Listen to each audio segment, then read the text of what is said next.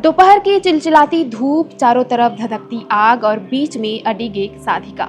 जब भीषण गर्मी में लोग एसी और कूलर के बिना कुछ घंटे भी नहीं रह पाते, तब छत्तीसगढ़ के धमतरी में एक 28 साल की युवती चारों तरफ जलती धुनी के बीच घंटों ध्यानमग्न बैठी रहती है। आखिर कौन है ये युवती, क्या है इस अनोखी तपस्या का रहस्य और क्यों दूर दूर से हजारों लोग सिर्फ एक झलक पाने के लिए धमतरी पहुंच रहे हैं।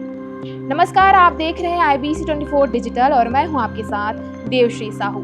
आज हम आपको दिखाने जा रहे हैं एक ऐसी साधना जिसने हर किसी को हैरान कर दिया है।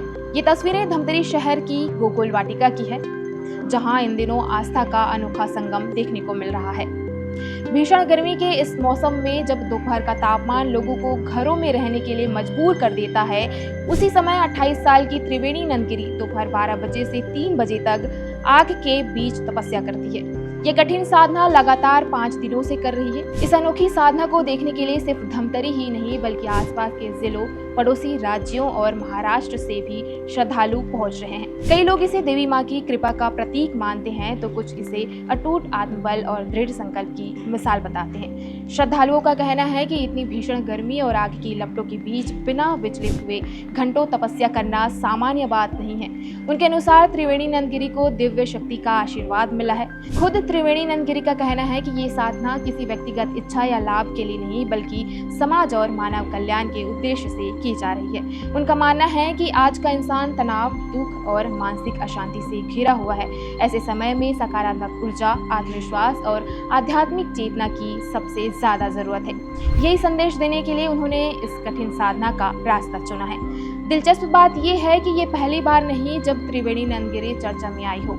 पिछले साल भी उन्होंने जल समाधि जैसी अनोखी साधना कर लोगों का ध्यान अपनी ओर आकर्षित किया था।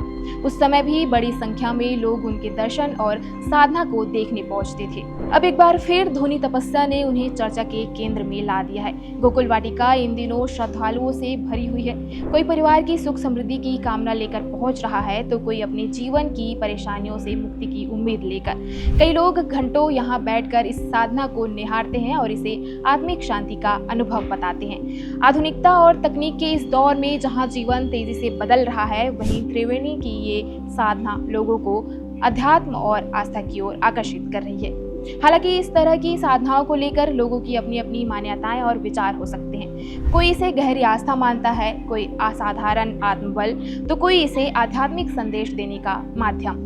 धमतरी में इन दिनों आग की लपटों के बीच बैठी ये साधिका हजारों लोगों की जिज्ञासा, श्रद्धा और विश्वास का केंद्र बनी हुई है। आप इस अनोखी तपस्या को क्या मानते हैं? आस्था, आत्मबल या कोई दिव्य शक्ति? अपनी राय हमें कमेंट बॉक्स में जरूर बताइएगा।